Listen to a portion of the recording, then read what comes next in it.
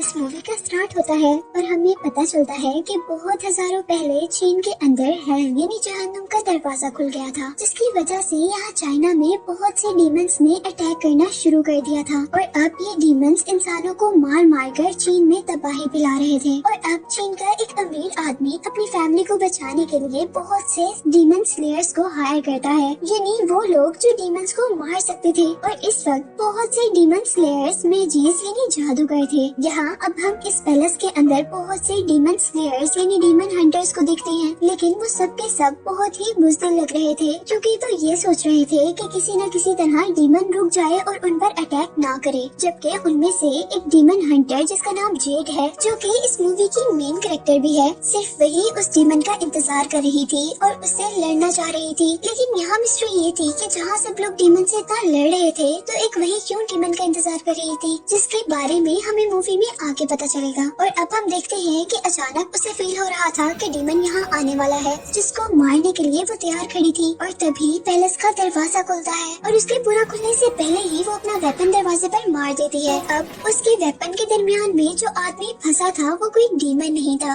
जबकि उस आदमी का नाम टोंग बताया जा रहा था, जो कि जेड की तरह ही डीमन को मारने के लिए यहाँ आया था। यानी हम उसको भी डीमन हंटर कह सकते हैं। लेकिन यहाँ आते ही वो एक सेकंड के लिए जेड से डर गया था, क्योंकि जेड ने उस पर बहुत बुरा अटैक किया था। और इसीलिए वो जेड की खुश आमद करना शुरू कर देता है, उसे इंस्पायर यानी इम्प्रेस करने के लिए। पर जेड को उसकी बातों में कोई इंटरेस्ट नहीं था, क्योंकि वो यहाँ डीमन की प्रेजेंस को फील कर रही थी और उसी से लड़ना चाहती थी। और तभी अचानक हम देखते हैं कि वहाँ पैलेस में लगी हुई बेल्स बजने लगती हैं और अचानक जमीन टूट जाती है, जिसको देखते ही सारे के सारे डीमन सेंटर अपने अपने मैजिक का यूज करते हुए उस डीमन को हराने की कोशिश में लग जाते हैं। लेकिन वो डीमन उनके मैजिक से कंट्रोल में आने के बजाय उन्हीं लोगों को अपने पास खींच लेता है, जिसकी कुछ देर बाद कुछ हड्डियां जो कि यकीनन उन्हीं डीमन हंटर्स के थी, उस होल में से निकलती हैं जहाँ पर डीमन था। और ये सब कुछ देखकर उनका लीडर जिसने इन डीमन हंटर्स को हायर किया था, वो बहुत ज्यादा डर गया था। जबकि दूसरी तरफ यही सब देखते हुए दूसरे डीमन हंटर्स भी यहाँ से भाग गए थे, जिनका अब डीमन पीछा कर रहा था। जबकि उनके पीछे खड़ा हुआ टोंग, जो कि एक डीमन हंटर ही था, वो भागने के बजाय उनको देख रहा था, जिसको अचानक वो डीमन जो कि एक मॉन्स्टर की तरह दिख रहा है, वो अपनी हैंड लाइक टंग से पकड़ लेता है। जिसे देखते हुए अब कुछ और डीमन हंटर डीमन को मारने के लिए बाहर निकलते हैं, जिनको देखते हुए अब डीमन उनको अपने जायंट हैंड के नीचे दबाकर मारने वाला था। और उससे बचते हुए वो स्लेयर्स यानी वो हंटर्स वहाँ से बुज़दिलों की तरह भाग गए थे। जबकि यहीं पर अब हम डीमन को शहर की तरफ बढ़ता हुआ देखते हैं, और जहाँ जहाँ से अब वो गुजर रहा था वहाँ से ग्राउंड टूटना शुरू हो जाता है, जिसके रिजल्ट में पूरे शहर में ऐसा फील हो रहा था कि वहाँ पर अर्थक्वेक आ रहा हो, जिससे डर कर लोग अपनी जान बचाने के लिए एक महफूज मुकाम की तरफ भाग रहे थे।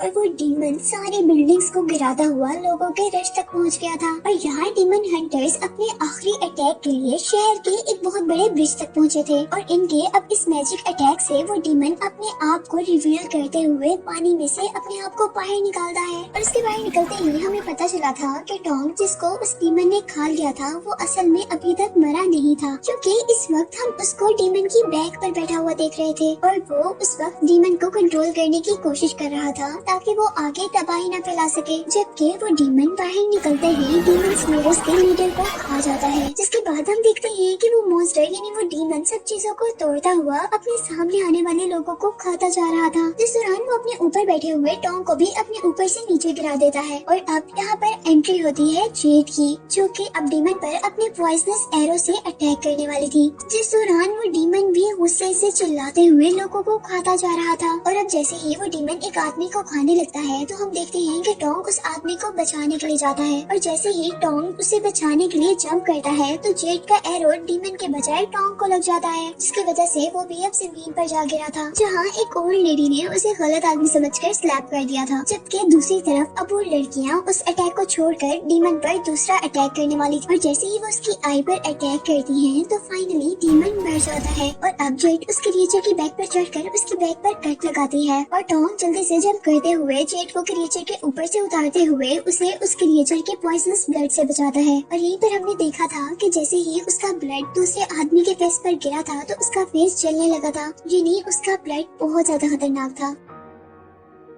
और यहाँ जेड टॉम का शुक्रिया करने के बजाय टॉम को ही उसकी इस हरकत पर थप्पड़ मार देती है और दोबारा उस डीमन के ऊपर जाते हुए जेड उस क्रिएचर की स्पाइन निकाल लेती है, जिसके बाद टॉम उस डीमन के पास जाकर कुछ मैजिकल स्पेल्स पढ़ता है और उस डीमन की डेड बॉडी को डस्ट में चेंज कर देता है। और नेक्स्ट सीन में हम जेड को उस डीमन की स्पाइन में से कुछ लिक्विड लेते हुए देखते हैं, क्योंकि वो इस लिक्विड की हेल्प से रीइंकार्नेशन लिक्विड बनाना चाहती थी, वो भी अपनी फ्रेंड के लिए। यानी वो ऐसा लिक्विड बनाना चाहती थी जिससे वो अपने फ्रेंड को दोबारा जिंदा कर सके, जिसके बाद वो उससे दोबारा मिल सके। और यहाँ हम पर जेड की असल जिंदगी रिवील हुई थी, जिसमें हमें पता चला था कि असल में जेड हेवन की एक गॉडेस थी, जिसके अंडर एक खास ट्री था जो कि ट्री ऑफ मॉर्टेलिटी के नाम से फेमस था, जिसके फ्रूट्स जेड को इकट्ठे करने होते थे। और अब यही जेड को हम हेवन के अंदर टोंग से मिलते हुए भी देखते हैं और हमें यहाँ पता चला था कि टोंग ही असल में जेड का वो फ्रेंड है जिसको उसने खो दिया है और वो अब उसे दोबारा पाना चाहती है। और यहाँ हम देखते हैं कि वो दोनों जैसे ही एक दूसरे के करीब आते हैं तो उस ट्री के फ्रूट्स गिरने लगे थे, जो कि 3000 साल में सिर्फ एक ही मर्तबा पकते थे, जिनको खाने से ही गॉड्स की लाइफ बढ़ा करती थी। और जैसे ही टोंग और जेड को इस बात का एहसास हुआ था तो उस वक्त तक काफी देर हो चुकी थी, क्योंकि वहाँ काफी सारे फल वेस्ट हो चुके थे और वहाँ पर इस बात पर सारे गॉड्स भी आ गए थे, जो कि इन दोनों पर काफी गुस्सा थे। और अब क्वीन ऑफ गॉड्स उन दोनों को केयरलेसनेस की सजा देने का फैसला करती है, जिसमें उन्होंने टोंग को एक खास दवा पिलाकर सारी मेमोरीज इरेज कर इंसान बनाकर दुनिया में भेज दिया था। और शायद यही वजह थी कि उसने जेड के सामने आने पर भी उसे नहीं पहचाना था, जबकि यहाँ पर जेड ने वो मेडिसिन पीने से इनकार कर दिया था जिससे वो अपनी फ्रेंड को भूल सके, क्योंकि वो टोंग को नहीं भूलना चाहती थी, इसीलिए वो खुद ही हेवन से जंप कर देती है। लेकिन अब उस पर क्वीन का कर्ज ये था कि वो जेड को कभी भी पहचान नहीं सकती थी और उसे टोंग को खुद ही जमीन पर ढूंढ कर उसे सब कुछ याद करवाना होगा। और अब बहुत सालों की मेहनत के बाद वो अपने फ्रेंड को ढूंढने का रास्ता निकाल रही थी, जिसके लिए अब उसे एक बहुत बड़े डीमन की स्पाइन चाहिए थी, जो कि इस डीमन को मारकर उसे मिल चुकी थी।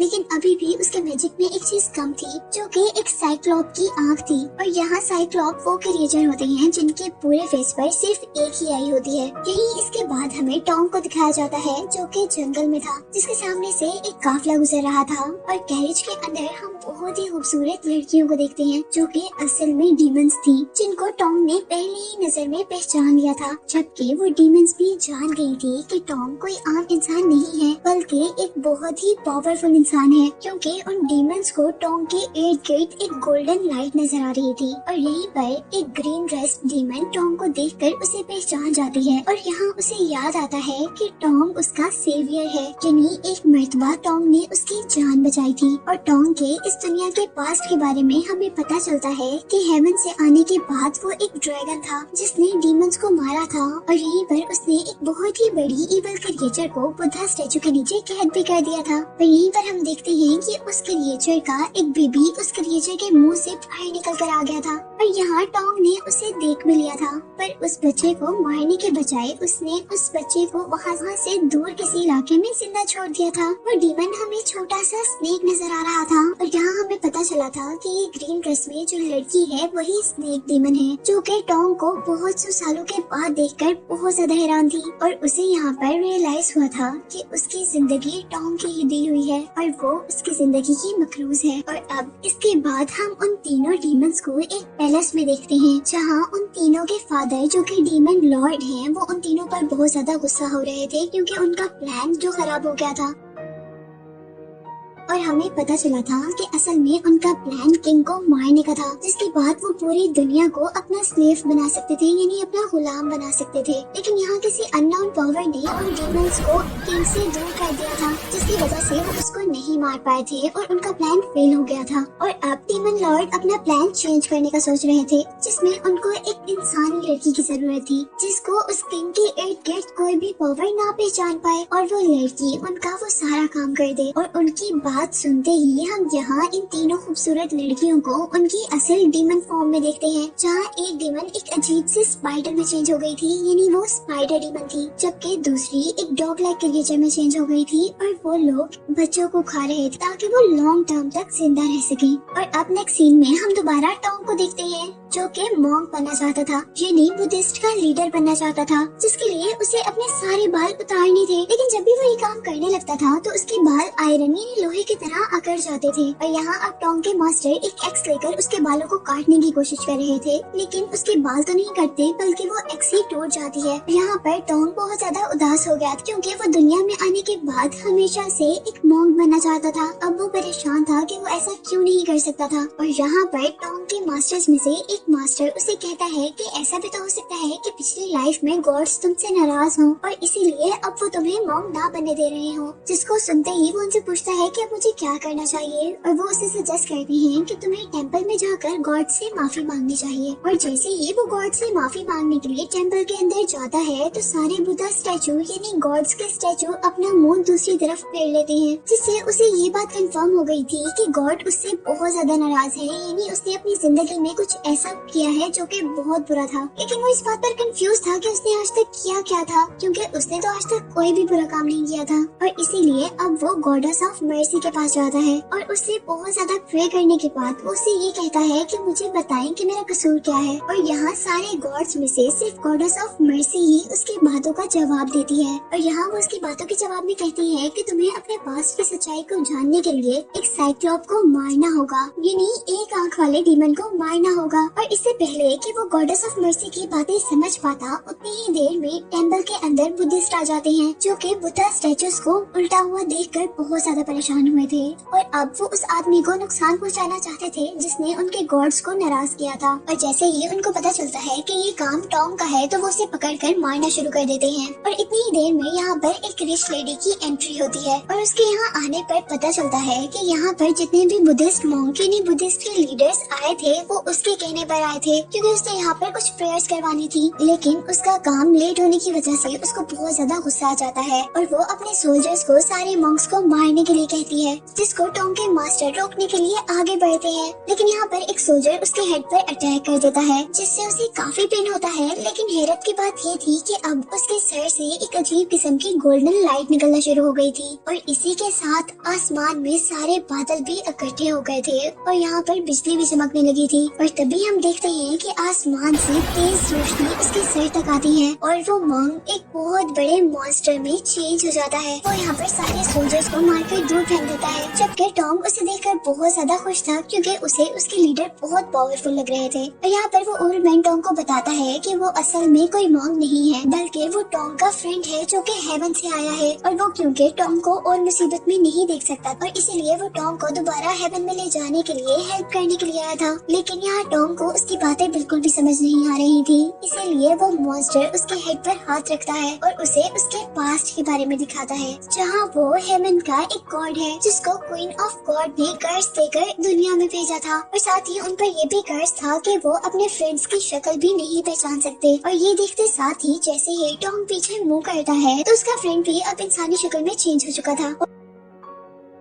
और वो अब टोंग से कहता है कि तुम्हें अब जल्दी से एक साइक्लोप को मारना होगा जैसे गॉड ऑफ मर्सी ने कहा, और तभी तुम्हारा कर्ज खत्म होगा, जिसके बाद ही तुम्हें अपने फ्रेंड की ट्रू आइडेंटिटी यानी ट्रू शक्ल पता चलेगी। और यही दूसरी तरफ अब हम डीमन लॉर्ड को देखते हैं, जिसकी नजर अब टोंग पर थी, जिसने इस डीमन लॉर्ड को बहुत सालों तक बुद्धा स्टैचू के नीचे कैद रखा था और अब वो उससे बदला लेना चाहता था। इसीलिए वो अपनी डॉटर्स यानी अपनी बेटियों से कहता है कि तुम टोंग के फ्रेंड को पकड़ कर लेकर आओ और हम अपना प्लान उसी के जरिए पूरा करेंगे। लेकिन यहाँ पर स्नेक डेमन उसकी बात से बिल्कुल भी एग्री नहीं कर रही थी, पर वो उसके आगे कुछ बोल भी नहीं सकती थी। इसीलिए वो मान तो जाती है, पर उसे अपने सेवियर को नुकसान पहुँचाते हुए गिल्ट फील हो रहा था। और अब नेक्स्ट सीन में हम सोल्जर्स के एक काफिले को देखते हैं, जिसे एक वॉरियर लीड कर रही थी, जिसका नाम था एंग्री मुस्टैच। और वो जैसे ही एक रेस्टोरेंट पर खाना खाने आती है तो हमें पता चलता है कि वो रेस्टोरेंट टोंग का है। लेकिन यहाँ क्योंकि उसने नया रेस्टोरेंट बनाया था तो इसीलिए उसे कुछ भी फूड बनाना नहीं आता था, जिसकी वजह से एंग्री मुस्टैच को बहुत ज्यादा गुस्सा आ गया था और वो अपने आप को एक हॉक में चेंज करते हुए टोंग को डराती है, क्योंकि उसे किसी भी हाल में फूड चाहिए था। लेकिन जैसे ही वो अपनी गर्ल फॉर्म में दोबारा चेंज होती है तो उसके फेस पर एक ग्रीन कलर का लिक्विड गिरता है। जैसे ही वो रूफ की तरफ देखती है तो उस रूफ में कुछ सुराख हुआ था जिसके अंदर से एक बहुत बड़ी आई उनको नजर आ रही थी। और मूवी में जूम आउट करने पर हमें पता चला था कि वो एक बहुत ही बड़ा साइक्लोप है, यानी एक आंख वाला डीमन है जिसको हमेशा से जेड भी ढूंढ रही है और जिसके बारे में गॉडेस ऑफ मर्सी ने भी कहा था कि अगर टॉम उसे मार दे तो उसे उसके पास्ट के बारे में सब कुछ पता चल जाएगा। और यहाँ हम देखते हैं कि वो साइक्लोप बहुत ही बेरहमी से वहाँ सोल्जर्स को पकड़ता हुआ खा रहा था और साथ ही गाँव में तबाही फैला रहा था। और अब हम देखते हैं कि यहाँ पर जेड भी उसे पकड़ने के लिए आ गई थी, जबकि उससे बचने के लिए एंग्री मुस्टैच उसकी आई पर अटैक करने वाली थी। और क्योंकि जेड को उस साइक्लोप की आंख चाहिए थी इसलिए वो एंग्री मुस्टैच के एरो के ऊपर ही अटैक करते हुए उस एरो को साइड पर करती है ताकि उस साइक्लोप की आंख बच जाए, जिसके रिजल्ट में अब उस साइक्लोप ने एंग्री मुस्टैच को ही पकड़ लिया था। लेकिन उस लड़की ने भी हार नहीं मानी थी और अपने स्वॉर्ड से उसके बड़े से मुंह के अंदर अटैक कर दिया था, जिससे उस साइक्लोप को बहुत ज्यादा पेन हुआ था और उसकी पावर कम हो गई थी। और इसी तरह नीचे खड़े हुए सारे लोगों को मौका मिल गया था उस साइक्लोप पर अटैक करने का, जिनके अटैक को बर्दाश्त करते हुए अब वो साइक्लोप एंग्री मुस्टैच को वहाँ से बहुत दूर फेंकता है। लेकिन टॉम जल्दी से उस लड़की को बचा लेता है और यहाँ जेड जैसे ही उस साइक्लोप के सर पर अटैक करती है तो उस साइक्लोप को गुस्सा आ जाता है और वो अपने नीचे से अब टॉम को पकड़ लेता है। और यहाँ पर टॉम अपने उन अजीबोगरीब बालों का यूज करता है जो कि हमेशा से लोहे में चेंज हो जाते थे। और अब हम देखते हैं कि वो सब लोग साइक्लोप से बचते हुए भाग रहे थे कि तभी जेड एक प्लान बनाती है। वो लोग टॉम के बालों को देखकर ये सोचते हैं कि क्यों ना हम उसके बालों का यूज करते हुए उस साइक्लोप पर अटैक करें। और अब वो फाइनली टॉम की हेल्प से उसे मार देते हैं, जिससे गॉड ऑफ मर्सी के कहे के अकॉर्डिंग अब टॉम ने ही उस साइक्लोप को मारा था। जबकि दूसरी तरफ हम देखते हैं कि जेड ने उस साइक्लोप की आंख ले ली थी और वो अब अपने साथियों के साथ अपने लैब में पहुंचती है। और जैसे ही वो अपनी मशीन के अंदर उस आई को डालती है तो वहाँ पर एक प्रोजेक्शन स्टार्ट हो जाती है, जिसमें उस पर रिवील होता है कि टॉम ही वो आदमी है जिसको वो हजारों साल से ढूंढ रही थी। और यहीं पर हम देखते हैं कि टॉम भी उस लैब के अंदर आ गया था और टॉम भी वो सब कुछ देखकर बहुत इमोशनल हो गया था और आखिर वो दोनों मिल ही गए थे। लेकिन तभी हम यहाँ पर डीमन लॉर्ड को देखते हैं जो कि हमेशा से टॉम से अपना बदला लेना चाहता था। और इससे पहले भी हमने देखा था कि उसने प्लान बनाया था कि वो जेड की हेल्प से अब अपने उस गंदे प्लान को पूरा करना चाहता था, जिसमें वो पूरी दुनिया को अपना गुलाम बनाना चाह रहा था। यहाँ उसके साथ उसकी डॉटर्स भी थी। और यहाँ इससे पहले कि डीमन लॉर्ड जेड पर अटैक करता टोंग उसे बचा लेता है, जबकि दूसरी तरफ एंग्री मुस्टैच अब उनकी हेल्प करने के लिए स्पाइडर डीमन से लड़ने लग जाती है, जहाँ पर वो स्पाइडर डीमन अपने स्पाइडर से अटैक कर रही थी, जबकि एंग्री मुस्टैच अपने स्वॉर्ड को एक फ्लाइंग बैट की तरह यूज करते हुए उन पर अटैक कर रही थी। और इसी दौरान वो एक डीमन को तो मार भी देती है। जबकि हम दूसरी तरफ टोंग को देखते हैं जो कि अभी भी डीमन लॉर्ड से लड़ रहा था। और अब क्योंकि वो डीमन लॉर्ड बहुत ही पावरफुल था इसीलिए वो जेड और टॉम को हराते हुए बाहर निकलता है जहाँ पर एंग्री मुस्टैच थी। और उसे देखकर वो बहुत ज्यादा गुस्से में आ गया था क्योंकि उसने उनकी एक डॉटर को मार दिया था, जिसे देखते ही अब वो लड़की डीमन लॉर्ड पर अपनी स्वॉर्ड से अटैक करती है। लेकिन डीमन लॉर्ड उसकी सारी स्वॉर्ड्स को रोकते हुए उसी की तरफ दोबारा अटैक कर देता है, जिसकी वजह से वो वहाँ पर मर जाती है। और यहाँ पर हम टॉम को देखते हैं जिसको स्पाइडर डीमन ने अपने वेब से अटैक करते हुए वहाँ से बाहर निकाला था। और यहीं पर उसके पास डीमन लॉर्ड अपना बदला लेने के लिए आया था। और जैसे ही अब वो उसको मारने वाला था तो यहीं पर जेड उसे बचाने के लिए आ जाती है और वो डीमन लॉर्ड से बहुत ज्यादा रिक्वेस्ट करती है कि वो उसके फ्रेंड को छोड़ दे, लेकिन वो ऐसा नहीं करने वाला था। और फिर वो उससे कहता है कि ठीक है मैं उसे छोड़ दूंगा, लेकिन इसके लिए तुम्हें एक काम करना होगा।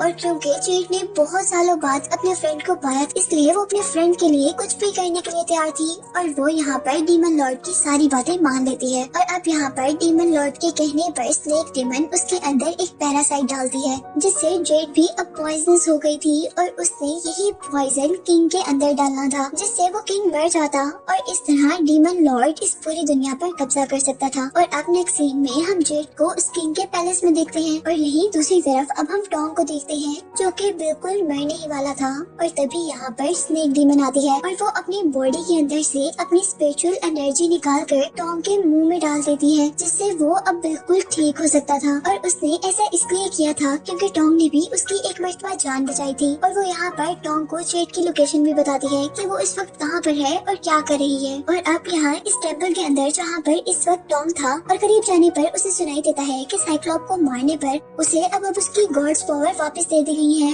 और उसे जाकर अब अपने फ्रेंड को बचाना होगा। जबकि दूसरी तरफ अब हम जेड को देखते हैं जो कि किंग के माउथ में पॉइजन डालने ही वाली थी कि तभी वो अपना प्लान चेंज कर लेती है और इस पॉइजन को पकड़कर किंग को सारी की सारी सच्चाई बता देती है। और ये सब कुछ जो डीमन लॉर्ड देख रहा था उसे अब जेड के ऊपर बहुत ज्यादा गुस्सा आया था और इसीलिए वो जोर जोर से ड्रम बजाने लगा था, जिसकी वजह से जेड की बॉडी के अंदर जो पैरासाइट था वो उसकी बॉडी को नुकसान पहुंचा रहा था। जिसके साथ ही यहाँ पर स्पाइडर डीमन भी किंग को मारने के लिए आ गई थी, जिसको मारने के लिए यहाँ पर बहुत से सोल्जर्स आए थे पर वो अपनी वेब्स की हेल्प से सारे सोल्जर्स को मार देती है, जिसको देखकर अब पूरी की पूरी आर्मी उस स्पाइडर डीमन को मारने के लिए आगे बढ़ी थी। और यहाँ पर डीमन लॉर्ड अब अपनी बेटी की आसानी के लिए आया था, जिसने अपनी एक ही मैजिकल वार से पूरी की पूरी आर्मी को डस्ट में चेंज कर दिया था। जबकि दूसरी तरफ स्पाइडर डीमन ने भी अपने वेब से किंग पर अटैक कर दिया था और इससे पहले कि वो किंग को मार पाती यहाँ पर अब टॉन्ग आ जाता है और वो स्पाइडर डीमन के सारे वेब्स को इकट्ठा करते हुए उसी के ऊपर अटैक करता है और उसे बहुत से टुकड़ों में चेंज करते हुए खत्म कर देता है।